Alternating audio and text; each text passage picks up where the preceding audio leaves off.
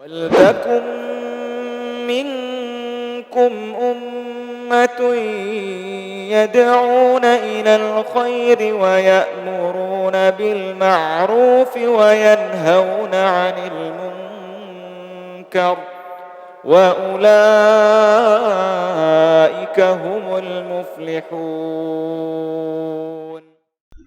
الحمد للہ رب العالمین والصلاة والسلام على اشرف الانبیاء والمرسلین وعلى آلہ واصحابہ اجمعین ومن تبعهم بإحسان الى یوم الدین. یا ایہا الذین آمنوا اتقوا اللہ حق تقاته ولا تموتن الا وانتم مسلمون. یا ایہا الناس اتقوا ربکم الذی خلقکم من نفس واحدہ وخلق منها زوجها وبث منهما رجالا كثيرا ونساء واتقوا الله الذي تساءلون به والأرحام إن الله كان عليكم رقيبا.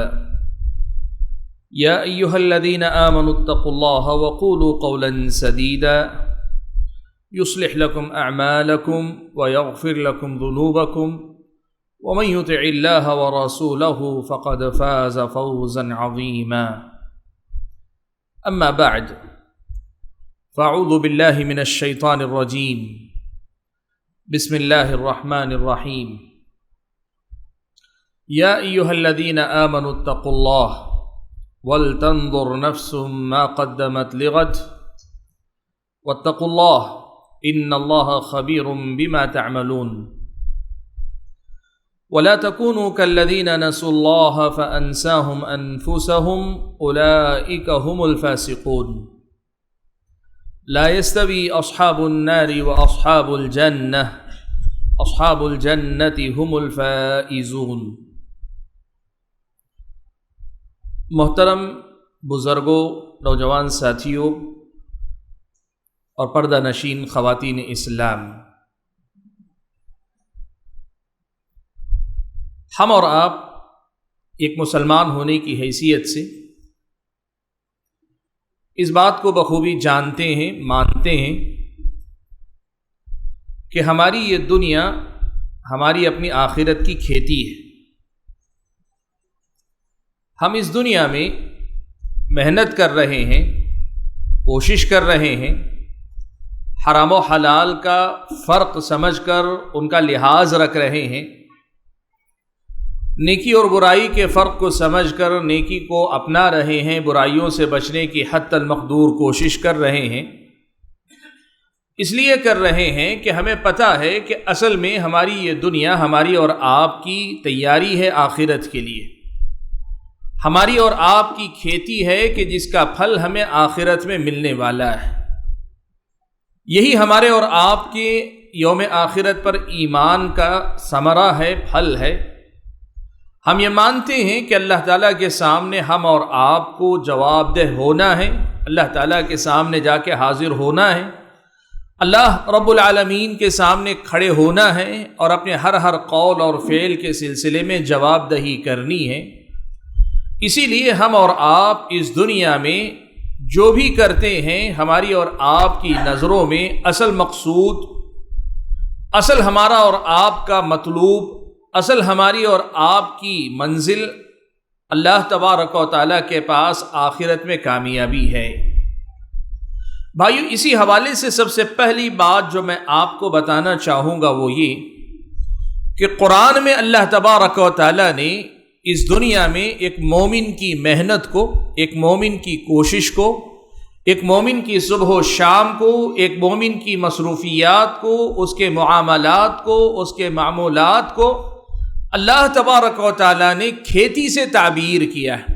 اللہ نے فرمایا من کان یرید حرث الآخرۃ نزد له فی حرثہ.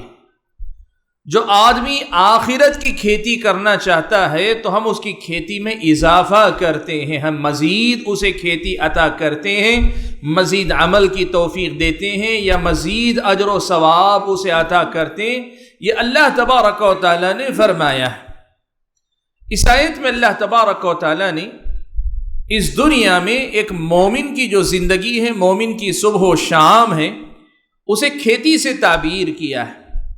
آپ اور میں اگر خاندانی پس منظر میں کسانوں سے تعلق رکھتے ہیں، اگر ہمارے اپنے آبا و اجداد کسان ہیں تو ہمیں یہ بات بخوبی معلوم ہے، اور اگر ہمارے اور آپ کے آبا و اجداد کا ہمارا تعلق کھیتی باڑی سے نہیں ہے تو آپ ایک نظر کسان کی زندگی اور کسان کی صبح و شام پہ ڈالیے، اس کی زندگی کی ساری محنتوں کا، ساری بھاگ دوڑ کا، ساری محنت کا خلاصہ جو ہوتا ہے وہ یہ کہ جب موسم آئے تو برابر ہل جوتے، ہل چلائے، جب موسم آئے تو برابر بیج لائے اور بیج بھی اچھے سے اچھا لائے، اور اس کے بعد روزانہ صبح ہو کہ شام ہو، موسم کیسا ہی ہو، اپنی کھیتی کی خیال کرتے ہوئے اسے سیراب کرنے کے لیے محنت کرتا رہے، اور اگر موسم آ جائے، وقت آ جائے لیکن بر وقت بارشیں نہ ہو تو آدمی اس کے لیے، کسان اس کے لیے فکر مند رہتا ہے، اور جب کھیتی کو لگا دیتا ہے تو پھر اس کھیتی کو پروان چڑھانے، اس کی حفاظت کرنے میں لگ جاتا ہے، کبھی کسی قسم کے کیڑے مکوڑوں سے اسے بچاتا ہے، کبھی چرند و پرند کے زیادہ نقصان سے، کبھی ٹڈی دل آئے اور آ کر اسے چگ جائے، کھا جائے، اس سے بچانے کے لیے کوشش میں لگا رہتا ہے، کبھی آدمی دوائیاں لا رہا ہے، کبھی کچھ لا رہا ہے، لیکن وہ اپنی کھیتی کو بہرحال پروان چڑھانے میں لگا رہتا ہے۔ بالآخر وہ چاہتا یہ ہے کہ اس کی نگاہیں وہ لہلہاتی کھیتی دیکھیں جو اس کی محنت کے نتیجے کے طور پر یا تو پھل دے یا اناج دے، یا جس پیداوار کی وہ کھیتی ہے وہ پیداوار اسے دے۔ اگر اپنے سامنے لہلہاتی کھیتی دیکھتا ہے وہ خوشی سے پھولے نہیں سماتا، وہ بے انتہا خوش ہو جاتا ہے۔ یعجب الزراع، اللہ تعالیٰ نے کہا کہ کسان اپنی کھیتی کو دیکھ کر بے انتہا خوشی میں ڈوب جاتا ہے، لیکن وہیں اگر موسم بر وقت بارش نہ ہو، یا بیج صحیح نہ ملے، یا لگانے کے بعد زمین صحیح کھیتی نہ اگائے، یا کھیتی تو اگائے لیکن پھل یا پیداوار یا اناج مطلوبہ اندازے کے مطابق نہ نکلے، کوئی بھی مسئلہ ہوتا ہے وہ کسان بے چین ہو جاتا ہے، وہ کسان پریشان ہو جاتا ہے۔ اور ہمارے اپنے ملک میں خاص طور پہ غیر مسلم کسانوں کا یہ معاملہ ہے کہ کئی کسان کھیتی اگر صحیح نہ لگے تو خودکشی تک کر لیتے ہیں۔ اسلامی شریعت کی نظر میں خودکشی حرام ہے، لیکن اس کسان کا اپنی کھیتی سے لگاؤ اور اپنی محنت اور اپنی جستجو کا وہ جو نتیجہ دیکھنا چاہتا ہے، قرآن مجید میں اللہ تعالیٰ نے مومن کی ایمانی زندگی کو کھیتی سے تعبیر کر کے یہی بتایا ہے کہ جس طرح یہ کسان کی صبح و شام، اس کے معاملات، اس کے معمولات، اس کی فکر، اس کی محنت، اس کی کوشش، اس کی توجہ کا محور صرف اس کی اپنی کھیتی ہوتی ہے، ایک مومن کی ایمانی زندگی میں بھی ہمیشہ یہی فکر ہونی چاہیے کہ وہ مومن ہمیشہ اس فکر میں لگا رہے کہ میری بھاگ دوڑ، میری دوڑ دھوپ، میری اپنی محنت، میری اپنی کوشش، میں جو کچھ کر رہا ہوں کیا واقعتاً میں اپنی آخرت کی کھیتی کے لیے کر رہا ہوں، یا پھر یہ کہ میری اپنی توجہ کہیں ہٹ گئی ہے، کہیں بٹ گئی ہے، کہیں میں غافل ہو گیا ہوں، کہیں میری توجہ کسی اور طرف چلی گئی ہے، کہیں ایسا تو نہیں کہ میری اپنی توجہ کا محور و مرکز تھا وہ کہیں ڈاواں ڈول تو نہیں ہو گیا ہے۔ یہ فکر ہم اور آپ کو اپنی صبح و شام میں کرنی چاہیے۔ میرے بھائیوں، زندگی میں جس آدمی کی نظر اپنی منزل پہ ہوتی ہے اور سفر برابر منزل کی طرف جاری رہتا ہے، اس آدمی کی زندگی گزارنے کا انداز اور سلیقہ بڑا ہی جداگانہ ہوتا ہے، اور اس کے مقابلے میں وہ آدمی جو اپنی منزل کو نظر انداز کر دے، بھول جائے، یا پھر دوران سفر آدمی ادھر ادھر کے تماشوں میں مشغول ہو جائے، اس آدمی کا جینے کا انداز پہلے والے انسان سے بہت مختلف ہوا کرتا ہے۔ آج میری اور آپ کی یہ ذمہ داری بنتی ہے کہ ہم اور آپ دیکھیں کہ ہماری اور آپ کی زندگی، فرد کی حیثیت سے ہمارے اپنے معاملات، ایک خاندان قبیلے کی حیثیت سے ہمارا اور آپ کا گھرانہ، ایک سماج اور سوسائٹی کی حیثیت سے یہ مسلم سماج اور معاشرہ، یہ ہمارے اور آپ کے روزمرہ کے معاملات، ہماری اور آپ کے معمولات زندگی، ہماری اور آپ کی تگ و دو، محنت، کوشش، دوڑ دھوپ، جو کچھ ہم کر رہے ہیں، کیا ہماری یہ ساری کوششیں ہماری اپنی منزل مقصود سے جڑی ہوئی ہیں؟ کیا ہم محنت کر رہے ہیں تو اس لیے کر رہے ہیں کہ بہرحال ہمیں یہاں سے اللہ تعالیٰ کے پاس حاضر ہونے کے لیے کھیتی کرنی ہے؟ کیا ہم اور آپ اس نقطے پہ نظر رکھ کر محنت کر رہے ہیں، یا پھر یہ کہ ہم اور آپ دنیا میں کہیں اسی دنیا کے کسی نہ کسی معاملے سے ایسے متاثر ہوئے کہ ہم اور آپ اسی دنیا کے ہو کر رہ گئے؟ یہ محاسبہ، یہ جائزہ، یہ احتساب، یہ ہمارے اور آپ کا خود کا امتحان اور اپنے آپ سے یہ سوال ہمیں اور آپ کو صبح و شام کرنے کی ضرورت ہے۔ بھائیو، بات دور تک نہ جائے اور بات دوسروں تک نہ جائے، اس لیے ہم میں سے ہر آدمی اپنے آپ کے بارے میں دیکھے کہ میں آج صبح سے لے کے شام تک دوڑ دھوپ کرتا رہا، اب تو رات ہو گئی، آج صبح سے شام تک کی میری مصروفیات کے پیچھے میرا مقصد کیا تھا؟ میری جستجو جو کچھ تھی اس سے میں پانا کیا چاہتا تھا؟ میں نے آج جو کچھ محنت کی کوشش کی، آج اس سے میں نے کیا حاصل کرنا چاہا؟ کہ میری نظر میرے اپنی اس دنیا سے ہو کر آخرت کو پانے کی تھی، یا پھر یہ کہ میری اپنی نظر اسی دنیا تک محدود رہ گئی؟ دیکھیں، ایک بات اچھی طرح سے سمجھ لیں آپ، آخرت کی فکر میں جینے کا مطلب یہ ہرگز نہیں ہے کہ آپ دنیا کو چھوڑ دیں۔ اسلام نے ہمیں یہ نہیں سکھایا۔ اسلام نے یہ کہا کہ تمہاری منزل آخرت ہے، لیکن اس آخرت کا سفر اسی دنیا سے ہو کر گزرے گا، اسی روزمرہ کے معمولات سے ہو کر گزرے گا۔ یہاں آپ تجارت کر رہے ہیں، تجارت میں آپ کو اپنی آخرت کمانی۔ یہاں آپ اپنے بچوں کی دیکھ بھال کر رہے ہیں، اپنے بچوں کی پرورش میں آپ کو آخرت کمانی ہے۔ یہاں آپ نوکری کر رہے ہیں، اپنی نوکری میں آپ کو اپنی آخرت کمانی ہے۔ یہاں آپ بزنس چلا رہے ہیں، کمپنی چلا رہے ہیں، دکان چلا رہے ہیں، آپ کے ماتحت سینکڑوں یا دسیوں یا ایک دو لوگ کام کر رہے ہیں، آپ کو اپنی ان مصروفیات میں اپنی آخرت تلاش کرنی ہے۔ آپ اگر اللہ نہ کرے بیمار ہیں، بستر پر ہیں، آپ کو اپنے بستر پر اپنی بیماری میں اپنی آخرت تلاش کرنی ہے۔ آپ کے گھر آج خوشی کا موسم ہے، کہیں شادی بیاہ ہے، کسی گھر میں اولاد ہوئی ہے، آپ کو اپنی خوشی میں اپنی آخرت تلاش کرنی ہے۔ آپ جہاں ہیں، جس حال میں ہیں، جیسے بھی ہیں، آپ کو اس دنیا کے اندر، دنیا کی ان معمولات کے اندر اپنی آخرت تلاش کرنے کی فکر کرنی ہے۔ اور آج محاسبہ یہی مجھ کو اور آپ کو کرنا ہے کہ صبح سے لے کر آج شام تک جو ہمارے معمولات زندگی تھے، کیا ان سے گزر کر ہم نے اپنی آخرت کی فکر کرنے کی کوشش کی؟ کیا ہم نے اپنی آخرت کو پانے کے لیے محنت کی؟ کیا ہماری اور آپ کی نظر ہماری اور آپ کی منزل پر رکی رہی، یا پھر یہ کہ ہم نے ان راستے کی چیزوں کو ہی منزل سمجھ لیا، گھر کی خوشی کو ہی آج کا مطمع نظر بنا لیا، یا گھر کی پریشانی کو آج کی اپنی فکر مندی کا مرکز اور محور بنا لیا؟ ہم نے اپنے کاروبار ہی کو سب کو سمجھ لیا؟ یہ محاسبہ مجھ کو اور آپ کو کرنے کی ضرورت ہے۔ سبحان اللہ۔ حمد و صلات کے بعد جو آیت میں نے آپ کے سامنے پڑھی، اس آیت میں اللہ تعالیٰ نے فرمایا کہ ایمان والو، اللہ تعالیٰ سے ڈرو، اللہ کا تقوی اختیار کرو۔ وَلْتَنْظُرْ نَفْسٌ مَّا قَدَّمَتْ لِغَدٍ، ہر نفس یہ دیکھے کہ اس نے کل کے لیے کیا بھیجا ہے۔ ہر نفس یہ دیکھے کہ اس نے کل کے لیے کیا بھیجا ہے، آپ نے کل اپنی زندگی کے لیے کیا بھیجا ہے۔ اس آیت میں اللہ تبارک و تعالیٰ نے جو بات کہی ہے وہ یہ کہ دیکھو، محنت آج کر رہے ہو، یہاں کر رہے ہو، اس دنیا میں کر رہے ہو، لیکن تمہیں محنت وہ کرنی چاہیے جس محنت کو یہاں کرو اور پھل تمہیں امید ہو کہ مجھے کل ملے گا۔ آج محنت کر رہا ہوں، کل ملے گا۔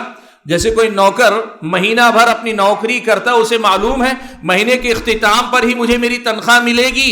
ایک مومن کے ذہن میں یہ بات ہوتی ہے کہ میں جتنی محنت کر لوں، اللہ تعالیٰ اس دنیا میں دے گا تو بھی دنیا دے گا، اور نہ دے تب بھی بہر صورت بالآخر مجھے آخرت میں تو اللہ تعالیٰ دینے والا ہے۔ میری اجرت، میری محنت، میرا اپنا بدلہ، میرا اپنا ثواب، میری اپنی کمائی اور میری اپنی محنتوں کا جو بھی نتیجہ ہے وہ اللہ تعالیٰ مجھے دینے والا ہے۔ یہ سوچ کر زندگی گزارنی چاہیے۔ اسی لیے کہا وَلْتَنْظُرْ نَفْسٌ مَّا قَدَّمَتْ لِغَدٍ، ہر نفس دیکھے کہ اس نے کل کے لیے کیا بھیجا ہے۔ دنیا کی جو بھی محنت ہوتی ہے نا، وہ انسان اپنے آج کے لیے کرتا ہے، اس لیے کہ چاہے آپ کل کے لیے کریں، اگلے ہفتے کے لیے کریں، اگلے سال کے لیے محنت کریں، آخرت کے مقابلے میں وہ میرا اور آپ کا آج ہے، آخرت کے مقابلے میں وہ میرا اور آپ کا حال ہے۔ اصل ہمارا مستقبل، اصل ہمارا کل ہماری اور آپ کی آخرت ہے۔ ہم اور آپ کو اپنے آج محنت کرنی ہے تاکہ کل ہم اور آپ اپنا اجر پا سکیں۔ وَلْتَنْظُرْ نَفْسٌ مَّا قَدَّمَتْ لِغَدٍ، علامہ ابن قیم رحمۃ اللہ علیہ نے اس آیت کی تفسیر کرتے ہوئے لکھا ہے کہ اس آیت میں اللہ تعالیٰ نے ہر نفس پر محاسبہ نفس کو واجب قرار دیا ہے. یعنی اللہ تعالیٰ نے اس آیت میں حکم دیا ہے کہ ہر مسلمان، ہر انسان، ہر مرد، ہر عورت، ہر بالغ، چھوٹا ہو کہ بڑا ہو، ہر انسان جو مکلف ہے، جو بھی مکلف مخلوقات ہیں، وہ اپنے نفس کا محاسبہ کریں. یہ واجب ہے، فرض ہے. آپ غافل نہیں جی سکتے، آپ لاپرواہ زندگی نہیں جی سکتے، آپ بے فکری کی زندگی نہیں جی سکتے، آپ لاپرواہی کی زندگی نہیں جی سکتے. آپ یوں کہیں کہ مجھے پتہ نہیں میں کیا کر رہا ہوں، میری صبح کہیں تو شام کہیں، میری اپنی مصروفیات کہیں. آپ ایسی زندگی نہیں جی سکتے. آپ کو شعور کی زندگی جینا پڑے گا، آپ کو احساس کے ساتھ زندگی بتانی پڑے گی، آپ کو اپنے نفس کا حساب و کتاب لیتے ہوئے زندگی گزارنی پڑے گی. یہی اصل میں اللہ تعالیٰ نے آپ کو حکم دیا، یہ آپ پر واجب ہے. جیسے آپ ہم کہتے ہیں نا، 5 وقتہ نماز با جماعت فرض ہے. عورت اگر ہے تو گھر کے اندر جماعت کے بغیر گھر کے اندر رک کر ہی صحیح، لیکن 5 وقتہ نماز عورت پر بھی فرض ہے، سوائے ان کے جن کے عذر ہوں. ایک نماز فرض ہے، ہم کہتے ہیں مال رکھنے والے پہ زکوٰۃ فرض ہے اس کے شرائط کے ساتھ، استطاعت رکھنے والے پر حج فرض ہے، اور مہینہ رمضان کا اگر ملے تو ہر مسلمان جو جس کے اندر شرائط پورے ہوں اسے روزہ رکھنا فرض ہے. کہا ایسے ہی ہر انسان پر اپنے نفس کا محاسبہ فرض ہے. میرے بھائیوں، آج ہم اور آپ اس مسئلے کو دیکھیں، کیا ہماری اور آپ کی صبح و شام ہمارے اور آپ کے حساب و کتاب کے ساتھ چلتی ہے؟ آپ میں سے اکثر لوگ کاروباری ہیں، کاروبار میں آپ کا بڑا حساب و کتاب چلتا ہے. آپ روزانہ شام میں حساب کرتے ہیں، یا پھر درمیان میں دن میں وقت ملے تو آپ حساب کرتے ہیں، ہفتے کے اختتام پر آپ حساب کرتے ہیں، سال کے اخیر میں کم از کم اپنا جو فائنانشیل جو بھی سال بھر کا کاروبار ہوتا ہے اس کی آڈیٹنگ اگر کرانی ہو تو وہاں آپ حساب و کتاب کرتے ہیں. یہ دنیا کی تجارت ہے، اس کے لیے جتنا حساب و کتاب کرتے ہو، آخرت کی جو تجارت تم نے اللہ تعالیٰ کے ساتھ کی ہے اس کا حساب و کتاب بھی کرتے ہو کہ نہیں؟ یہ تمہیں اپنے آپ سے پوچھنا ہے. دنیا کی اپنی تجارت کا حساب و کتاب صبح و شام کرتے ہو، ہفتہ واری کرتے ہو، ماہانہ کرتے ہو، سالانہ کرتے ہو. اللہ تعالیٰ کے ساتھ بھی تم نے تجارت کی ہے نا. فَاسْتَبْشِرُوا بِبَيْعِكُمُ الَّذِي بَايَعْتُمْ بِهِ، تم خوش ہو جاؤ اس تجارت پر جو تم نے اللہ تعالیٰ کے ساتھ کی ہے. تو اپنی اس تجارت کا بھی حساب و کتاب لوگے کہ نہیں لوگے؟ اپنے آپ سے پوچھو گے کہ نہیں پوچھو گے کہ میری صبح کہاں گزری، شام کہاں گزری، میں نے کیا کیا، کیا نہیں کیا، کیا کیا جسے مجھے نہیں کرنا چاہیے تھا، اور کیا نہیں کیا جو مجھ پہ کرنا واجب تھا، یا کم از کم اچھا ہوتا کہ میں نے کر لیا ہوتا. یہ حساب و کتاب، یہ سوال مجھے اپنے آپ سے اور آپ کو اپنے آپ سے کرتے رہنا چاہیے. تبھی میری اور آپ کی یہ اللہ تعالیٰ کے ساتھ تجارت کامیابی سے ہمکنار ہوگی. سبحان اللہ. قرآن مجید میں اللہ تبارک و تعالیٰ نے لوگوں کا تذکرہ کیا، خاص طور پہ اس دور کے جو مشرک تھے ان کا تذکرہ کیا، اور ان سے مشابہت رکھنے والے آج کے مسلمان بھی اسی خطاب میں داخل ہو سکتے ہیں. اللہ نے فرمایا اقترب للناس حسابهم وهم في غفلة معرضون، لوگوں کا حساب و کتاب بہت قریب آ چکا ہے، پھر بھی وہ لوگ اپنی غفلت میں اعراض میں ڈوبے ہوئے. ما يأتيهم من ذکر من ربهم محدث الا استمعوه وهم يلعبون، ان کے رب کی طرف سے جب کبھی نئی نئی نصیحت ان کے پاس آتی ہے تو سنتے بھی ایسے کہ کھیل کود میں لگے رہتے. سبحان اللہ. بھائیو، جمعہ کے یہ بیان، یہ صبح و شام کے درس، اس قسم کے ماہانہ یا ہفتہ واری پروگرام یا کوئی بڑے پروگرام نئے زمانے کے اندر آپ یوٹیوب پر یا پھر فیس بک پر اپنی حسب سہولت علماء کے بیانات، واعظ و نصیحت، تقریر وغیرہ، ان کے درس، ان کے علمی خطابات، ان کے اپنے واعظ و نصیحت، یہ ساری چیزیں سن رہے ہیں. سنتے ہوئے ہمارے اور آپ کے دلوں کی کیفیت کیا ہے؟ دیکھو، سننے والے بھی نا سب ایک درجے کے نہیں ہوتے. اللہ تعالیٰ نے اس آیت میں ایک بات کہی کہ یہ لوگ سنتے بھی ہیں تو ان کے حال یہ ہوتا ہے کہ کھیل کود میں لگے ہیں، کھیلتے کھیلتے سنتے ہیں، بے توجہی کے ساتھ سنتے ہیں. لاہیۃ قلوبہم، ایسے سنتے ہیں کہ ان کے دل غافل ہوتے ہیں. کان تو لگے ہیں کہیں اور لیکن دل کہیں اور لگا ہوا ہے. بھائیو، آج یہ موضوعات، یہ خطاب آپ کے سامنے ہوتے ہیں، آپ مجلس میں موجود ہیں، مسجد میں موجود ہیں، آپ اپنے گھر میں بیٹھے سن رہے ہیں. آپ یہ دیکھو، جو بات کانوں تک پہنچ رہی ہے وہ دلوں تک پہنچ رہی ہے کہ نہیں پہنچ رہی ہے؟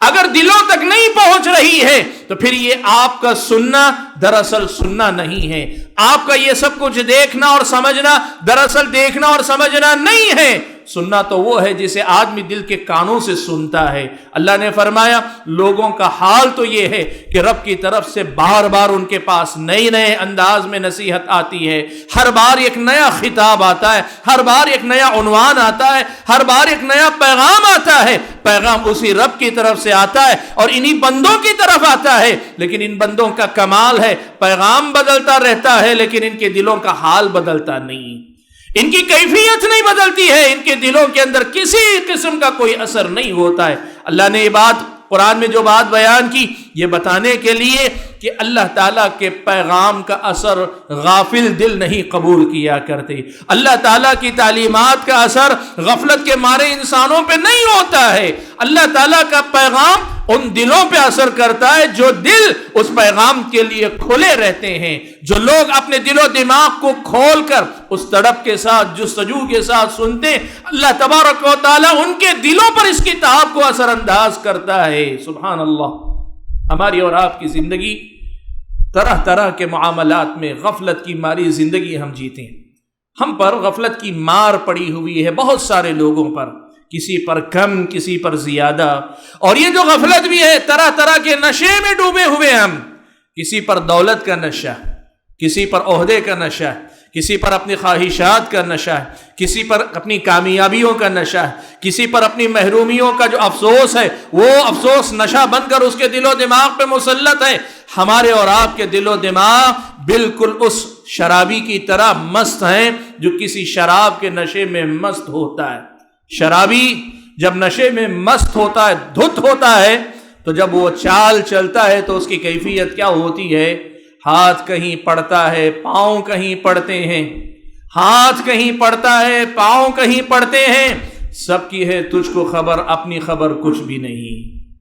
آج ہمارے اور آپ کے معمولات دیکھو، صبح سے شام تک ہماری مصروفیات دیکھو، صبح سے شام تک ہمارے اور آپ کے کارنامے دیکھو، تو کیا ہماری کیفیت اس شرابی سے مختلف ہے کہ ہاتھ کہیں پڑتا ہے، پاؤں کہیں پڑتا ہے، ہمیں ساری چیزوں کی خبر ہے لیکن اپنی آخرت کی خبر ہمیں نہیں ہے؟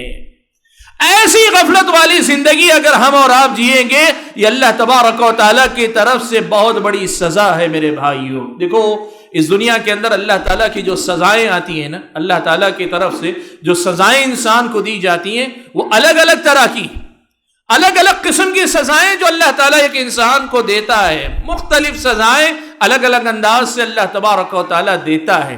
ان میں کی سب سے سخت سزا کیا ہے؟ علامہ ابن قیم رحمۃ اللہ علیہ نے لکھا ہے کہ ایک انسان کے دل پر اگر اللہ تعالیٰ غفلت کے پردے ڈال دے تو یہ اللہ تعالیٰ کی طرف سے اس دنیا میں ملنے والی سب سے بڑی سزا ہے۔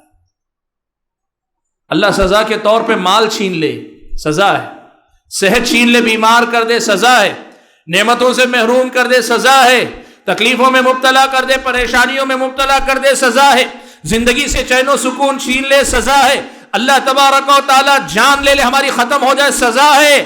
لیکن ان ساری سزاؤں سے بڑی یہ ہے کہ ہمارے پاس سب کچھ رہے، مال بھی ہے، دولت بھی ہے، اپنے بھی ہیں، پرائے، دوستی ہے، محبت ہے، خوشیاں، سب کچھ ہیں، لیکن دلوں پر غفلت کے پردے پڑے ہوئے ہیں۔ اس دنیا کے اندر ایک انسان کو ملنے والی اللہ کی طرف سے سخت ترین یہ سزا ہے۔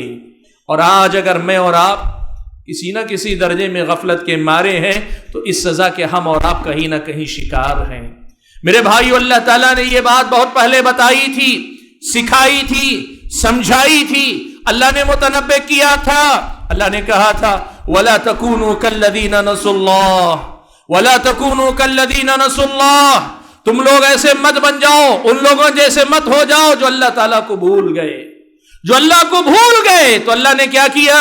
فَأَنْسَاهُمْ أَنفُسَهُمْ، اور تم اللہ کو بھولے ہو، اللہ نے تمہیں تمہارے نفس سے غافل کر دیا، تمہیں اللہ تعالیٰ نے بھلا دیا، تم نے اپنے آپ کو بھلا دیا۔ آپ اگر صبح سے شام تک اچھے کپڑے پہنتے ہیں، اچھا بنتے سنورتے، اپنے آپ کو بنا سنوار کر رکھتے ہیں، لیکن آپ کے اپنے نفس کو اپنے آخرت کی فکر سے غافل پاتے ہیں، آپ یقین کرو آپ اپنے نفس کو بھولے ہوئے ہیں۔ لوگ کہتے ہیں یہ آدمی اپنے آپ پہ بڑی توجہ دیتا ہے، جو آدمی بنتا ہے، سنورتا ہے، اچھا لباس پہنتا ہے، اپنی شکل و صورت بنا کے رکھتا ہے، کپڑے پہ میل بیٹھنے نہیں دیتا، کپڑے پہ کسی قسم کی جھریاں پڑنے نہیں دیتا، لوگ کہتے ہیں یہ آدمی اپنے آپ کو بہت مینٹین کر کے رکھتا ہے، یہ آدمی اپنے آپ کا بہت خیال رکھتا ہے۔ اسلامی شریعت بتاتی ہے کہ جو آدمی آخرت کی طرف سے غافل رہے، اللہ تعالیٰ کے سامنے جواب دہی کے احساس سے محروم زندگی گزارے، وہ اپنے آپ کو دیکھ کر بھی وہ اپنے آپ کو دیکھ نہیں رہا ہے، وہ اپنے آپ پہ توجہ دے کر بھی اپنے آپ کو دیکھ نہیں رہا ہے، یہ اللہ تعالیٰ کی مار ہے جو اس کے اوپر پڑی ہوئی ہے۔ اللہ نے فرمایا وَلَا تَكُونُوا كَالَّذِينَ نَسُوا اللَّهَ، تم ان لوگوں جیسے مت ہو جاؤ جو اللہ تعالیٰ کو بھول گئے۔ کیا ہوگا؟ تم اللہ کو بھول گئے تو اللہ کا نقصان ہوگا۔ تم اگر اللہ تعالیٰ کو بھلا بیٹھو تو اللہ تعالیٰ کے کسی معاملے میں کوئی کمی آئے گی؟ کہا نہیں، یہ گھاٹا تمہارا ہے۔ ان احسنتم احسنتم لانفسکم، اگر تم اچھا کرتے ہو، نیکی کرتے ہو تو اپنے لیے کرتے ہو، اور اگر وَإِنْ أَسَأْتُمْ فَلَهَا، اور اگر تم برا کرتے ہو تو تمہارا اپنا نفس اس کا سزا بھگتنے والا ہے۔ میرے بھائیو، اسلامی شریعت مجھ کو اور آپ کو سکھاتی ہے کہ دیکھو، تمہیں اپنے نفس پر ہمیشہ کڑی نظر رکھنی ہے، اپنے نفس کا محاسبہ کرنا ہے، اپنی طرف سے کبھی غافل نہیں ہونا ہے۔ میرے بھائیو، آج ہماری اور آپ کی زندگی میں ایک بہت بڑی سچائی یہ ہے کہ ہمیں باہر کی دنیا کی بڑی خبر ہے، لیکن اپنے اندر سے ہم غافل ہیں، اپنے اندرون سے غافل ہیں۔ محلے میں کیا لڑائی ہوئی، کس نے اچھا کیا، کس نے برا کیا، سیاست میں کس نے اچھا کیا، کس نے برا کیا، فیصلے ہوئے، کس کا فیصلہ صحیح تھا، کتنا غلط ہوا، یہ ساری باتوں سے ہم اپنی زندگی میں واقف بھی ہیں اور اس کے بارے میں ایک رائے بھی رکھتے ہیں اپنی کہ یہ صحیح تھا، یہ غلط تھا۔ میرا اور آپ کا نفس صبح سے شام تک سینکڑوں فیصلے کرتا ہے، ان فیصلوں میں ہم نے کتنے صحیح فیصلے لیے، کتنے غلط فیصلے لیے، کیا ہمیں اپنے اندر کی بھی خبر ہے؟ ہمیں اگر باہر اندھیرا ہو جائے، اب یہاں بیٹھے، لائٹ چلی جائے، یہ بجلی چلی جائے، اچانک اندھیرا ہو جائے، ہم محسوس کرتے ہیں ارے اس اندھیرے میں ہاتھ کو ہاتھ سجھائی نہیں دیتا، طبیعت گھبرا رہی ہے۔ لیکن کبھی ہم نے اپنے نفس کے اندر جھانک کر دیکھا کہ ہمارے اپنے گناہوں نے کیسا اندھیرا ہمارے نفس کے اندر رکھا ہوا ہے؟ کبھی تنہائی میں بیٹھ کر جھانکیں گے نا، باہر کے اندھیروں سے زیادہ اندر کے اندھیرے آپ کو گھبراہٹ میں مبتلا کریں گے۔ یہ ضروری ہے میرے بھائی، اس کے بغیر ہماری اور آپ کی دنیا آگے نہیں بڑھ سکتی۔ ہمارا معاملہ یہی ہے، ساری دنیا کی خبر ہے، سیاست میں کیا ہو رہا ہے، کھیل کود میں کیا ہو رہا ہے، سیاست میں کیا ہو رہا ہے، کھیل کود میں کیا ہو رہا ہے، لوگوں کے روز گھر بار میں کیا ہو رہا ہے، خاندان قبیلے میں کیا ہو رہا ہے، مسائل کیا ہو رہے ہیں، یہ ساری خبر ہمیں ہے۔ لیکن اگر خبر نہیں ہے تو اپنے آپ کی خبر نہیں۔ ہم ساری دنیا سے باخبر ہیں۔ دیکھو، اگر آپ نہیں جانتے کہ دنیا میں کیا ہو رہا ہے سیاست میں، تو آپ کو لوگ کہیں گے کہ یہ سیاست میں نابلد ہے۔ آپ اگر نہیں جانتے مارکیٹ میں کیا چل رہا ہے تو آپ کہیں گے کہ یہ آدمی کامیاب تاجر نہیں بن سکتا۔ آپ کو اگر پتا نہیں کہ بستی محلے میں کیا ہو رہا ہے تو لوگ کہیں گے کہ یہ غافل انسان ہے، اسے بستی کی خبر نہیں ہے۔ لیکن اگر آپ کو یہ سب کچھ پتا ہے، آپ کو اپنے اندر کیا چل رہا ہے اس کی اگر خبر نہیں، تو اللہ تعالیٰ کہے گا کہ یہ انسان تو اپنی زندگی ہی کے مقصد سے غافل ہے۔ اسے سب کچھ پتا ہو کر بھی یہ اپنے آپ سے غافل ہے، یہ نادان ہے، یہ جاہل ہے۔ قرآن نے ایسے آدمی کو جاہل کہا جو ساری دنیا کی خبر رکھتا ہے لیکن اپنے آپ سے غافل ہے۔ اللہ نے ایسے آدمی کو کہا یعلمون ظاہرا من الحیات الدنیا، یہ لوگ دنیا کی ساری خبر رکھتے ہیں، وہم عن الآخرۃ ہم غافلون، لیکن یہ اپنے آخرت سے غفلت میں جینے والے لوگ ہیں۔ اللہ تعالیٰ نے ایسی زندگی جینے سے مسلمان کو روکا ہے۔ میرے بھائیو، ہم اور آپ کی زندگی میں اصل میں یہ جو غفلت کی مار ہے، اس سے ہم اور آپ کو بچ کر آگے بڑھنے کی کوشش کرنی چاہیے۔ ذرا آگے بڑھتے ہیں۔ میں آپ کو یہ بتانا چاہتا ہوں، دیکھیں یہ غفلت کیسے ہم پر مسلط ہوتی ہے۔ 3 سے 4 اہم سبب بتاتا ہوں کہ جن کی وجہ سے ہم اور آپ پر یہ غفلت کے پردے پڑتے ہیں، ہماری زندگی سے اپنی زندگی کا مقصد اوجھل ہوتا ہے، یا ہم اور آپ اس غفلت کی مار کا شکار ہوتے ہیں۔ 3 سے 4 بڑے اہم سبب آپ کے سامنے ذکر کرتا ہوں۔ سب سے پہلا سبب ہماری اور آپ کی جہالت ہے، ہماری اور آپ کی لا علمی ہے۔ ہم اپنے مقصد سے غافل کیوں ہوتے ہیں؟ اس لیے کہ ہم میں کی ایک بڑی تعداد، یا ہم میں سے بہت سارے مرد و خواتین، ہم میں سے بہت سارے لوگ جہالت میں زندگی جیتے ہیں۔ جہالت، لا علمی۔ کیسی لا علمی؟ وہ علم ہمیں حاصل کرنے کا وقت نہیں جو ہمیں صبح و شام اپنی زندگی کا مقصد یاد دلاتا رہے۔ صبح و شام جو ہمیں اپنے مقصد سے جوڑے رکھے اور اس مقصد کو پانے کا سلیقہ اور طریقہ سکھلائے. ایسا علم حاصل کرنے کے معاملے میں ہماری کوتاہی اتنی ہے کہ ہم ساری دنیا کا علم رکھتے ہیں لیکن اپنی زندگی کے مقصد سے جوڑنے والے علم سے غافل ہیں. یہ جہالت، یہ لا علمی دراصل ہماری اور آپ کی سب سے بڑی کمزوری ہے. بھائیو دیکھو، یہ علم دو درجات. ایک درجہ وہ ہے کہ جو چیز ہم جانتے نہیں وہ ہم کو بتلائے. جیسے ہمیں یہ بتائے کہ ہمیں ہر عمل کا حساب دینا، ہمیں بتائے کہ یوم یقوم الناس لرب العالمین، کہ لوگ اس دن رب العالمین کے سامنے کھڑے ہوں گے. ہمیں بتائے کہ یہاں ہمارے اور آپ کے ایک ایک عمل کو لکھا گیا ہے، اور کل کے دن آدمی کہے گا ما لهذا الكتاب لا يغادر صغيرة ولا كبيرة الا احصاها. یہ کیا کتاب ہے، کیسی عجیب و غریب کتاب ہے، بڑی تو بڑی، چھوٹی چھوٹی باتیں تک اس میں لکھی ہیں. ایسے ایک کتاب ہمارے سامنے، ایسا ایک رجسٹر رکھا جائے گا. یہ ساری باتیں ہمارے علم میں آنی چاہیے، ہمیں پتہ ہونی چاہیے.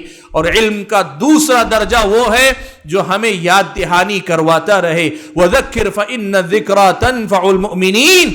اللہ کے نبی یاد دہانی کروائیے کہ یاد دہانی مومنوں کو فائدہ پہنچاتی. یہی فائدہ ہے کہ مومن جب کبھی سنی ہوئی بات ہی دوبارہ سنتا ہے، وہ اپنے نفس کا محاسبہ کرتا ہے، یہ یاد دہانی اس کے حق میں مفید ثابت ہوتی ہے.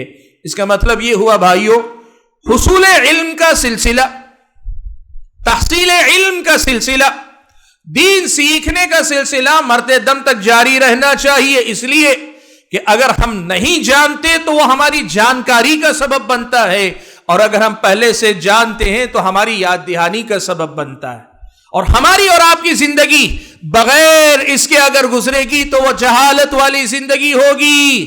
آپ کو پتا ہے قرآن مجید میں اللہ تبارک و تعالی نے فرمایا إِنَّا عَرَضْنَا الْأَمَانَةَ عَلَى السَّمَاوَاتِ وَالْأَرْضِ وَالْجِبَالِ فَأَبَيْنَ أَن يَحْمِلْنَهَا وَأَشْفَقْنَ مِنْهَا وَحَمَلَهَا الْإِنسَانُ إِنَّهُ كَانَ ظَلُومًا جَهُولًا. اللہ تعالیٰ نے کہا یہ جو امانت، یہ بار امانت کہ تم اگر عمل کرو گے تو جنت ملے گی، بے عملی رہے گی تو جہنم میں جاؤ گے. یہ جو امانت یہ اللہ تعالیٰ نے سب سے پہلے آسمانوں پر، پھر زمین پر، پہاڑوں پر پیش کیا. فَأَبَيْنَ أَن يَحْمِلْنَهَا. ان تمام مخلوقات نے کہا یہ ہمارے بس کی بات نہیں. وَحَمَلَهَا الْإِنسَانُ.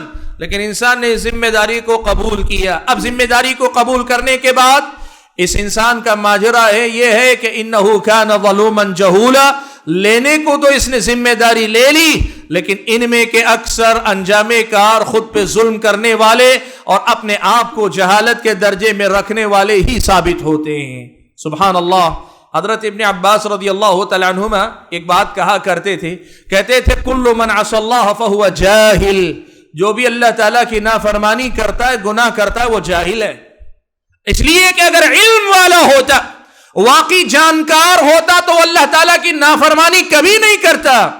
اس آیت کا پیغام یہ ہے کہ علم ایسا جو آپ میں سے جو نادان ہیں ان کو واقف کروائے اور جو جانتے ہیں انہیں یاد دہانی کروائے. یہ علم ہماری اور آپ کی ضرورت ہے، اور اگر اس سلسلے سے ہم نہیں جڑے رہے تو غفلت ہماری اور آپ کی زندگی میں لازماً مسلط ہوگی. آج آپ دیکھ لو، جس آدمی کا مسجد سے جتنا رشتہ کمزور ہے، جس آدمی کا علماء سے رشتہ جتنا کمزور ہے، وہ اتنا ہی زیادہ اپنی آخرت سے، اپنی زندگی کے مقصد سے غافل ہے. اس کے مقابلے میں علم سے، علماء سے، مسجد جیسے علم کے مراکز سے اور علم حاصل کرنے کے دیگر مقامات سے جس کا رشتہ ہے، وہ دوسروں کے مقابلے میں نسبتاً بہتر زندگی گزار رہا ہے. کم از کم اس کے اوپر غفلت کے پردے کم ہیں. آدمی کو چاہیے کہ اپنے آپ کو علم سے جوڑے رکھے. دوسری وجہ جس کی وجہ سے آدمی پر غفلت کی مار پڑتی ہے یا آدمی مغفل ہو جاتا ہے، دوسری وجہ ہے آدمی کے گناہ. آدمی غافل مغفل کب ہوتا ہے؟ غفلت کی مار آدمی پہ کب پڑتی ہے؟ جب آدمی کے گناہ بہت ہونے لگے، ایک طرف گناہوں سے نہ رکے اور دوسری طرف توبہ و استغفار نہ کرے. جب گناہ بہت زیادہ ہونے لگے نا تو پھر یقین مانو آدمی کے اوپر غفلت کی مار ضرور پڑتی ہے. ہمیں کرنا کیا ہے؟ گناہوں سے بچنے کی کوشش کرنا ہے، اور جو گناہ ہو گئے اس پر فوراً استغفار اور توبہ کرنا ہے. اگر ہم نے یہ نہیں کیا تو پھر میرے اور آپ کے دل و دماغ پہ غفلت کے پردے لازماً پڑیں گے. اللہ تعالیٰ نے فرمایا کلا بل ران علی قلوبہم ما کانوا یکسبون. ان لوگوں کا معاملہ یہ ہے، یہ جو مشرک، یہ کافر ایمان نہیں لا رہے، ان کی بدعمالیاں ان کے دل کا زنگ بن گئی ہیں، ان کے دل پہ زنگ لگ گیا ہے، زنگ آلود ہو گئے ہیں۔ یہی ان کا سب سے بڑا مسئلہ ہے کہ قرآن آتا ہے، حدیث آتی ہے، اللہ کی طرف سے نصیحت آتی ہے، لیکن یہ دل متاثر ہونے کے بجائے زنگ آلود ہو چکے ہیں، اپنا کام کرنا اس دل نے بند کر دیا ہے۔ یہ کیوں ہوا؟ ان کی اپنی بدعمالیوں نے آ کر انہیں گھیر لیا ہے۔ میرے بھائیوں، پیارے نبی صلی اللہ علیہ وسلم نے یہ بات بڑی اچھی مثال کے ذریعے بیان فرمائی۔ آپ صلی اللہ علیہ وسلم نے کہا کہ بندہ جب کبھی کوئی گناہ کرتا ہے نا تو دل پہ ایک سیاہ دھبا لگتا ہے، دل پہ ایک سیاہ دھبا لگتا ہے۔ اگلا گناہ کیا، دوسرا دھبا، پھر تیسرا، پھر چوتھا، یہ دھبا اس کے بعد بڑھتا جاتا ہے، دائرہ بڑھتا جاتا ہے۔ اس دوران اگر بندہ توبہ کر لیتا ہے تو توبہ کے بعد اللہ تعالیٰ اس دھبے کو مٹا دیتا ہے۔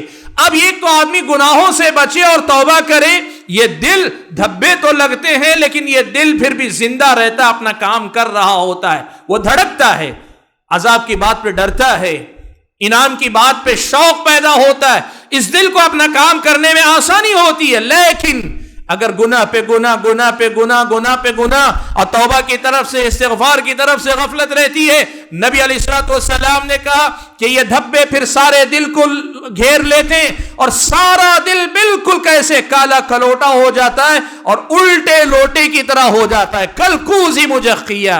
کیا مطلب؟ کہا سیدھا اگر لوٹا ہے، لوٹا اگر سیدھا رہے گا، آپ پانی ڈالیے، کوئی اناج ڈالیے، کوئی بھی چیز جائیے، وہ لوٹا اسے روک کر رکھتا ہے۔ لیکن اگر لوٹا الٹ دیا جائے تو کیا ہوگا؟ آپ چاہے کوئی چیز بہائیں، دودھ بہائیں، شہد بہائیں، پانی ڈالیں، اناج ڈالیں، سارا کا سارا بہ کر نکل جاتا ہے، لوٹے میں کچھ سماتا نہیں ہے۔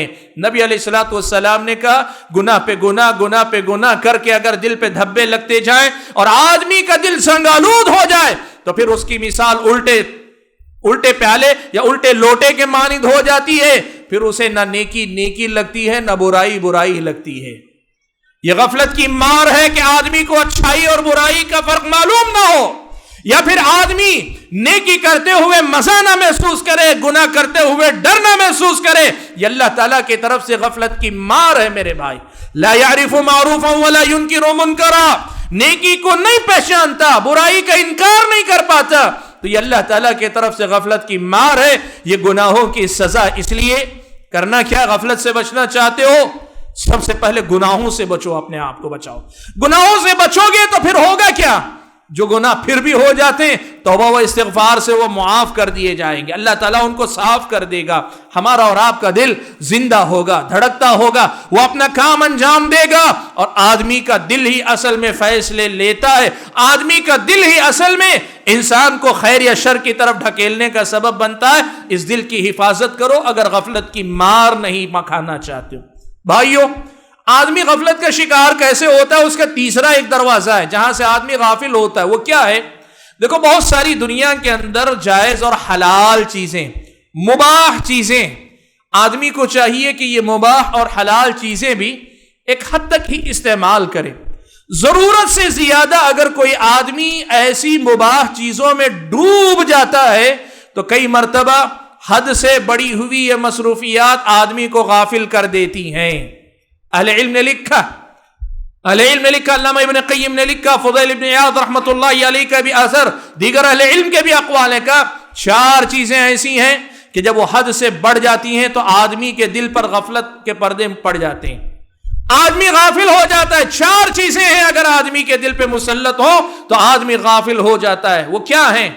کہا کثرت الاکل، کھانا پینا چاہیے آدمی کو، اور اللہ نے دیا ہے تو کبھی اچھا بھی کھانا چاہیے۔ نبی علیہ الصلوۃ والسلام خود بھی اچھا کھایا کرتے تھے، اللہ کے نبی صلی اللہ علیہ وسلم کو میسر ہوتا بکری کا گوشت کھاتے، بکری کا بازو اللہ کے نبی بڑی خوشی سے کھاتے تھے۔ لیکن آدمی کو اس کا خیال رکھنا چاہیے کہ کھانا پینا اس قدر زیادہ اہم نہ ہو جائے کہ صبح شام کھانے کے چکر میں ہے، کھانا اسی کے پیچھے لگا رہے۔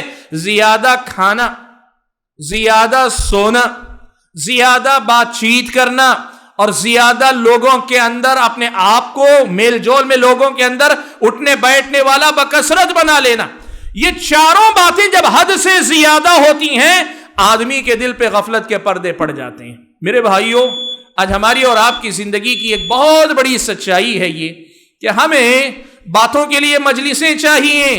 ہم زیادہ دیر تک لوگوں سے دور نہیں رہ سکتے. صبح فجر میں اٹھے تو رات میں عشاء سونے تک ہم چاہتے ہیں کہ ہلا گلا لگا رہے, لوگوں کے درمیان بیٹھے رہے. ہمارا اور آپ کا مزاج یہی نہ ہے, ہم یہی نہ چاہتے ہیں. علم نے لکھا ہے کہ زیادہ کھانا ہو, زیادہ سونا ہو, یا پھر آدمی زیادہ بات چیت کرتا ہو, بکواس میں لگا ہے, بیجا باتوں میں لگا ہوا ہے, اور زیادہ ہنسنا, زیادہ کھیل کود, اور اسی طرح لوگوں کے بیچ میں ہمیشہ لگے رہنا, یہ ایسی چیزیں ہیں جو ایک آدمی پر غفلت کے دروازے کھولتی ہیں, اور آدمی ان میں ڈوبتا ہے تو اپنی زندگی کا مقصد بھول جاتا ہے. میرے بھائیوں, اپنے آپ کو غفلت سے بچانا چاہتے ہو تو پھر ان چیزوں میں اپنے آپ کو لمیٹڈ رکھو, محدود رکھو. ضرورت پر اچھا کھاؤ بھی, اچھا کھلاؤ بھی, ضرورت پر اگر موقع ہے سونے کی سو بھی, اور ضرورت پڑے تو لوگوں سے بات چیت کرو بھی, ضرورت پڑے تو لوگوں کے ساتھ میل جول رکھو بھی. لیکن اتنا نہ ہو کہ یہ اتنے اہم ہو جائیں کہ پھر ہم اپنی زندگی کا مقصد بھول جائیں. اتنا زیادہ کبھی نہیں ہونا چاہیے. یہ تیسری اہم بنیاد ہے جسے یاد رکھنا چاہیے. اور چوتھی بنیاد اہل علم نے لکھی وہ یہ کہ آدمی کو ان باتوں کی طرف توجہ دینی چاہیے جو اس کے دل میں آخرت کی فکر کو تازہ رکھیں. آخرت کی فکر کیسے تازہ رہتی ہے؟ اہل علم نے لکھا قبرستان کی زیارت آدمی کو کرنا چاہیے. فزوروها فإنها تذکر الآخرہ, قبرستان جایا کرو اس لیے کہ وہ آخرت کی یاد دلاتی ہے. اہل علم نے لکھا کہ آدمی کو چاہیے کبھی کبھار ہسپتال جایا کرے بیماروں کا حال دیکھے, ان بیماروں کو دیکھ کر آپ کو اپنی آخرت یاد آئے گی. اہل علم نے لکھا آدمی کو چاہیے قرآن کی وہ آیتیں, وہ سورتیں پڑھنی چاہیے جن میں آخرت کے مناظر کا تذکرہ ہے. اہل علم نے لکھا ان مجلسوں میں آدمی کو بیٹھنا چاہیے جن مجلسوں میں آخرت کا تذکرہ ہوتا ہے. مختصر یہ کہ ہر وہ جائز اور مسنون اور مشروع طریقہ جو آدمی کو اس کی آخرت کی یاد دہانی کرواتا ہے اس سے کہیں نہ کہیں رشتہ ہونا چاہیے. آپ دیکھتے ہیں ہفتہ 10 دن گزر گئے, آخرت کا کوئی تذکرہ, آخرت کی کوئی بات میرے سامنے نہیں آئی, آپ کو چوکنا ہو جانا چاہیے کہ میری ٹراک غلط ہو رہی ہے. کہیں نہ کہیں آپ کو جوڑنا چاہیے, کم سے کم قرآن تو آپ کے سامنے ہے, ترجمہ آپ کے سامنے ہے, وہ آیتیں کھول کر پڑھو جن میں آخرت کا تذکرہ, جنت کی نعمتوں کا تذکرہ, جہنم کے عذاب کا تذکرہ ہے. کم سے کم ان باتوں پر محنت کرو. اسلامی شریعت ہم اور آپ کو بتاتی ہے کہ غفلت کے پردوں سے نجات پانے کے لیے مجھ کو اور آپ کو یہ کرنا ضروری ہے. میرے بھائیو, میں نے 4 باتیں آپ کے سامنے رکھی. جہالت سے دور رکھو اپنے آپ کو, گناہوں سے دور رکھو اپنے آپ کو, اور مباح اور جائز چیزوں میں بھی حد سے زیادہ داخل ہو جانے سے پرہیز کرو. اور چوتھی بات, اپنے آپ کو آخرت کے تذکرے والے مقامات اور چیزوں سے جوڑ کر رکھو کہ یہاں سے ہم اور آپ کے دل و دماغ پر غفلت کے جو پردے پڑتے ہیں ان سے چھٹکارا اللہ تعالیٰ نصیب فرمائے گا. اللہ سے دعا کیجئے کہ اللہ تعالیٰ ہم اور آپ کو ان باتوں کی توفیق عطا فرمائے. میرے بھائیوں, میں اپنے موضوع کو سمیٹنے سے پہلے آپ کے سامنے کچھ باتیں اور رکھنا چاہتا ہوں. دیکھو, پیارے نبی صلی اللہ علیہ وسلم سے حضرت شداد ابن اوس رضی اللہ تعالیٰ عنہ روایت فرماتے ہیں, سنن ترمذی اور مسند احمد کی روایت ہے.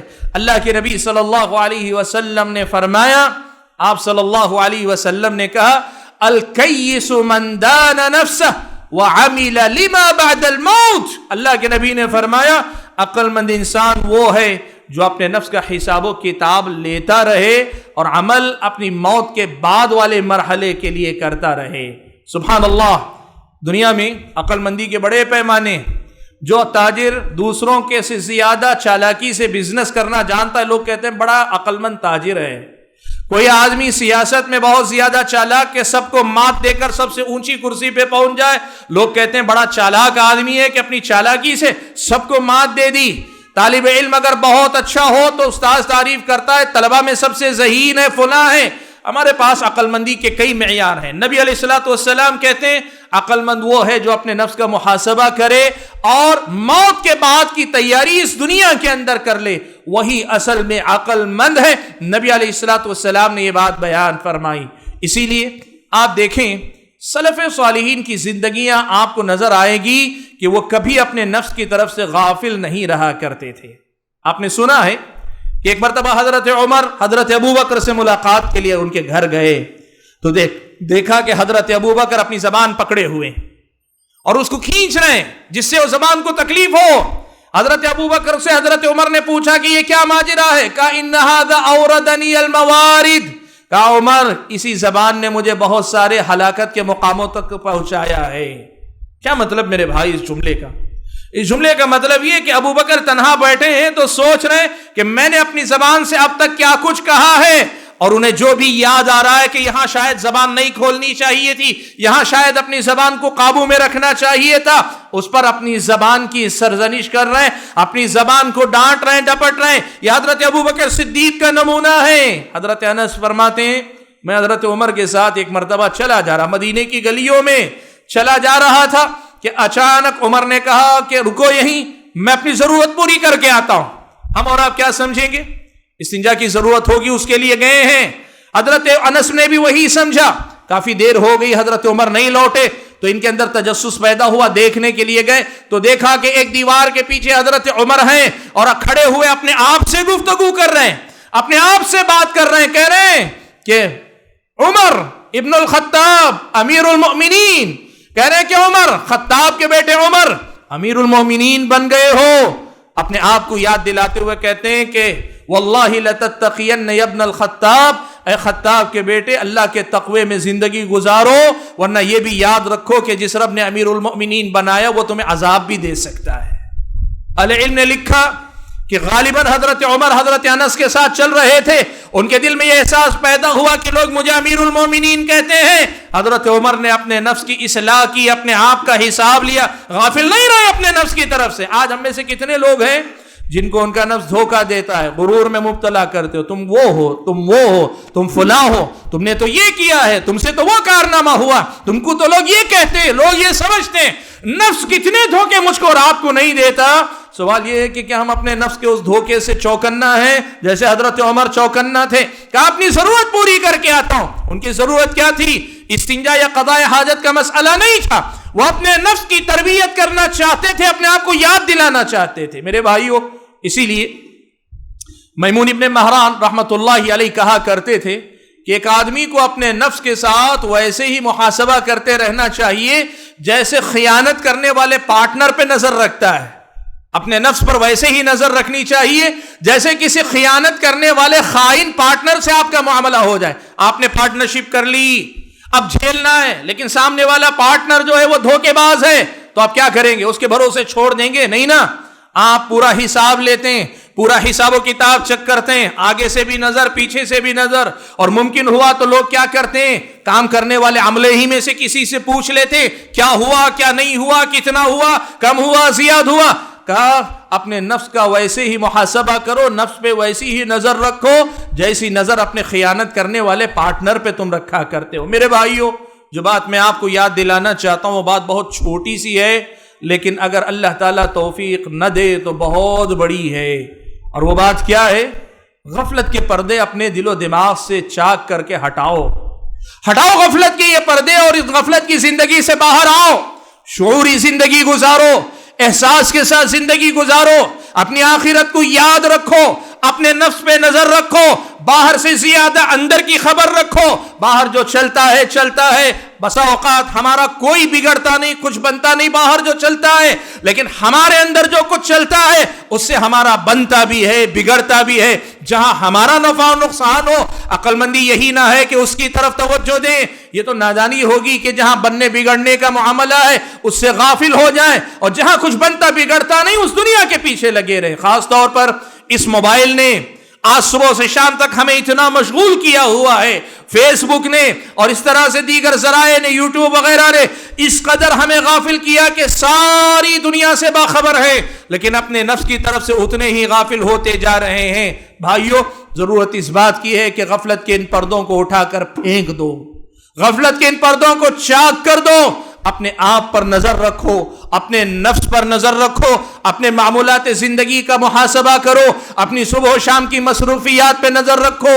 دیکھو، عقل مند تاجر بنو جس نے اللہ تعالیٰ کے ساتھ حقیقی تجارت کی ہے، وہ جو جانتا ہے کہ میرا نفع و نقصان کس میں ہے، ہمارے علم سے زیادہ ہمیں اپنے آپ پر غفلت کے جو پردے پڑے ہیں اس پر محنت کرنے کی ضرورت ہے۔ میں اپنی گفتگو کو ختم کرتے ہوئے اپنے حق میں سب سے پہلے پھر آپ سبھی بھائیوں اور بہنوں کے حق میں یہ دعا کرتا ہوں کہ اللہ تبارک و تعالی ہم سب کو غفلت کی مار سے بچا لے، اللہ تعالی ہمارے اور آپ کے نفسوں کی اصلاح کر دے، اللہ تعالی ہم اور آپ کو ایک بیدار، ہوشیار، چالاک مومن بنائے جو اپنے مقصد سے غافل نہیں ہوتا ہے۔ اللہ تعالی ہم اور آپ کو جب تک دنیا میں رکھے ایمان پر قائم رکھے، اسلام پر کاربند رکھے، اور جب اپنے پاس بلائے تو ایمان کی حالت میں بلائے۔ آمین وآخر دعوانا ان الحمد للہ رب العالمین۔